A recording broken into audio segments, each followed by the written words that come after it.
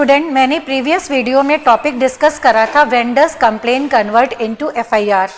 मैंने आपको बताया था कि अगर मजिस्ट्रेट साहब के पास कोई कंप्लेन आती है तो कंप्लेन पे जो है मजिस्ट्रेट साहब वो बाउंड नहीं है उस पर कॉग्निजेंस लेने के लिए। देवरापल्ली लक्ष्मी नारायण रेड्डी का केस आपको एक्सप्लेन किया गया था, जहां पे बताया था कि magistrate is not bound for taking cognizance, its totally depend on the discretion on magistrate, he may take cognizance और नॉट। तो प्रीवियस वीडियो में जब मजिस्ट्रेट साहब के पास कंप्लेन आई थी तो उन्होंने उस कंप्लेन पे कॉग्निजेंस नहीं लिया था और एफआईआर का ऑर्डर दे दिया था पुलिस को लॉन्च करने का और इन्वेस्टिगेशन करने का।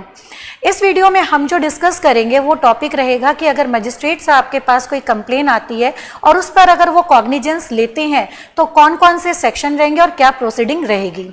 इस टॉपिक को डिस्कस करने से पहले मैं आपको वापस से ब्रीफ कर देना चाहती हूँ, जो कि बहुत सारी वीडियो में मैं बार बार बताती रहती हूँ कि अगर कोई ऑफेंस होता है तो ऑफेंस होने पे या तो हम एफआईआर करा सकते हैं या फिर हम कंप्लेन करा सकते हैं।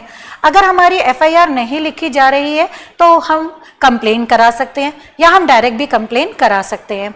मैंने आपको बार बार बताया हुआ है कि जो कॉग्निजेबल ऑफेंस के लिए ही केवल एफआईआर लिखी जाएगी, नॉन कॉग्निजेबल के लिए एफआईआर नहीं लिखते हैं।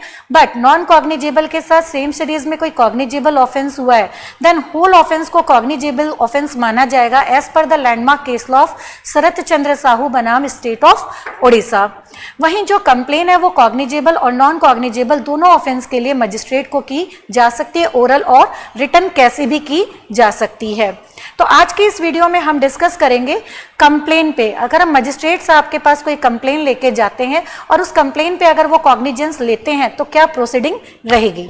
तो फर्स्ट ऑफ ऑल हम यहाँ पे देखते हैं कंप्लेन वर्ड जो है वो बीएनएसएस में सेक्शन 2 क्लॉज ई में डिफाइन है, वहीं सीआरपीसी में जो कंप्लेन वर्ड था वो हमारे सेक्शन 2 क्लॉज डी में डिफाइन था।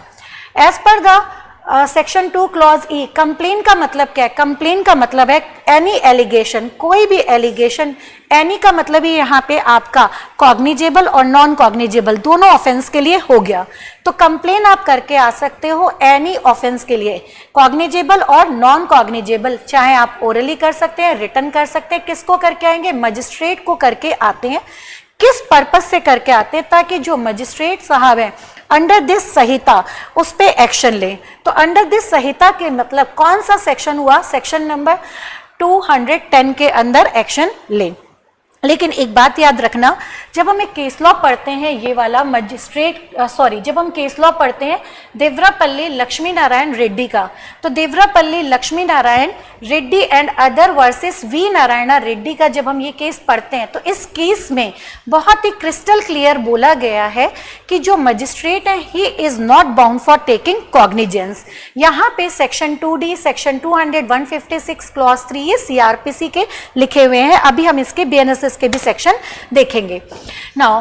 लेकिन एक बात याद रखना, जब देवरापल्ली लक्ष्मी नारायण रेड्डी का हम केस पढ़ते हैं तो उसमें कहा गया है कि जो मजिस्ट्रेट है he is not bound for taking cognizance, its totally depend on discretion, he may take cognizance और नॉट। साथ में हमें तुलाराम वर्सेस किशोर सिंह का केस भी देखना होता है कि जो मजिस्ट्रेट के पास ये डिस्क्रिशन है, ही मे टेक कॉग्निजेंस और नॉट।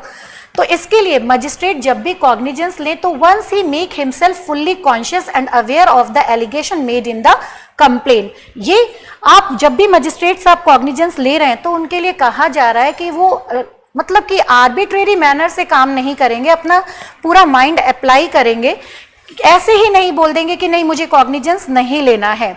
तो तुलाराम वर्सेस किशोर सिंह के केस को ध्यान में रखना पड़ेगा इसके लिए नाउ। तो अभी हम यहाँ पे बात करते हैं, अगर मजिस्ट्रेट साहब के पास कोई कंप्लेन आती है सीआरपीसी के अंदर तो 2D कंप्लेन का वहाँ पे सेक्शन रहेगा। सबसे पहले सेक्शन नंबर 201 में अगर बताया गया जब मजिस्ट्रेट साहब जो कॉम्पिटेंट ही नहीं है कॉग्निजेंस लेने के लिए, तो 201 में प्रोसेस बताया है कि मजिस्ट्रेट साहब फिर क्या करेंगे।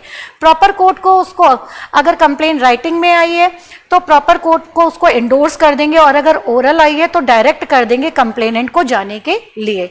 लेकिन इन केस अगर जब मजिस्ट्रेट साहब कॉम्पिटेंट नहीं थे कॉग्निजेंस लेने के लिए, कंप्लेन आने पे गुड फेथ में वो कॉग्निजेंस ले लेते हैं, तो सेक्शन नंबर 460 के क्लॉज ई में बताया गया है कि ये जो प्रोसीडिंग होंगी जब वो कॉम्पिटेंट नहीं थे फिर भी जुरिस्डिक्शन ले लिया तो वो विशेष नहीं होंगी, वैलिड मानी जाएंगी। नाउ फिर इसके बाद हमें ध्यान में रखना है, सीआरपीसी में 190 में बताया गया था कि magistrate is not bound for taking cognizance, वहां मे वर्ड का भी यूज किया गया है। सपोज हम मान के चलते हैं इस वीडियो में मजिस्ट्रेट साहब ने अगर कॉग्निजेंस लिया तो हमारा सेक्शन पिक्चर में आएगा 200, और अगर उन्होंने कॉग्निजेंस नहीं लिया तो सेक्शन नंबर सीआरपीसी के 156 क्लॉज 3 के अंदर वो पुलिस को ऑर्डर देंगे एफआईआर लिख करके इन्वेस्टिगेशन करने का। नाउ सेक्शन 200 के बाद अगर मजिस्ट्रेट साहब को लगता है प्रोसीडिंग के कोई ग्राउंड है कंप्लेन पे तो 204 में वो प्रोसेस इशू कर देंगे, और अगर उन्हें लगता है कि कंप्लेन पे प्रोसीडिंग के कोई ग्राउंड नहीं है तो 203 में वो कंप्लेन को डिसमिस कर सकते हैं। वहीं पे अगर मजिस्ट्रेट साहब को लगता है कि सेक्शन नंबर 200 में उन्होंने लग रहा है प्रोसीडिंग्स के कुछ ग्राउंड है, पर उन्हें लगता है कि अभी 204 में प्रोसेस इशू करने से पहले वो अपने आप को एश्योर करना चाह रहे हैं और कंफर्म करना चाह रहे हैं, तो 202 में प्रोसेस इशू करने को पोस्टपोन कर सकते हैं एंड 202 के अंदर वो इन्वेस्टिगेशन का ऑर्डर भी दे सकते हैं यहाँ पे, या खुद से इंक्वायरी भी कंडक्ट कर सकते हैं, सबऑर्डिनेट मजिस्ट्रेट को कह करके इंक्वायरी करा सकते हैं।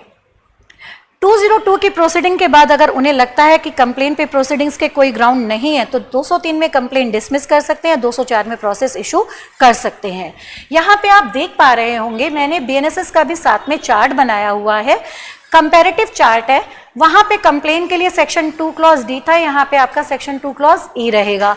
वहां पे 201 के लिए 224 रहे, वहां पे सीआरपीसी में 201 था, बीएनएसएस में 224 था। तो आई होप आप इसको अच्छे से देख के कंपेयर कर पाएंगे।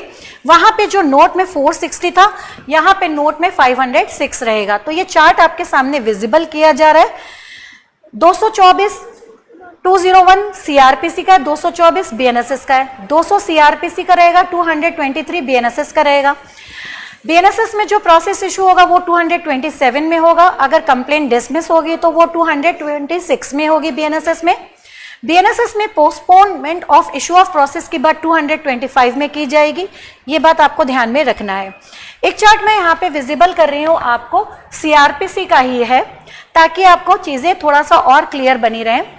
यहाँ पे मैंने अभी आपको सीआरपीसी में सेक्शन नंबर 460 के बारे में बात करी थी थोड़ी देर पहले ही। मैंने बोला था कि अगर मजिस्ट्रेट साहब जिनका कॉम्पिटेंट नहीं थे, जुरिस्डिक्शन नहीं था लेने के लिए, फिर भी गुड फेथ में ले लेते हैं तो प्रोसीडिंग्स जो है वो विशेट नहीं होगी। तो इसके लिए सीआरपीसी में 460 के क्लॉज ई में बताया गया irregularity which do not vitiate proceeding. Section 190 subsection 1 clause A या section number 190 subsection 1 clause A में अगर कोई मजिस्ट्रेट एम्पावर नहीं है by law to take cognizance of an offence on complaint या पुलिस रिपोर्ट, ए में बात करेंगे कंप्लेन की एंड बी में पुलिस रिपोर्ट की, ठीक है। तो यहाँ पे फिर भी अगर उसने गुड फेथ में कॉग्निजेंस ले लिया है 191 ए में या 191 बी में, तो उसकी प्रोसीडिंग को सेट असाइड इस ग्राउंड पे नहीं करेंगे कि वो एम्पावर नहीं थे, ये बात ध्यान में रखना। वहीं पे जो हमारा बीएनएसएस है वहां पे 460 की जगह हमारा जो सेक्शन रहेगा वो सेक्शन हमारा रहेगा 506। Thank you.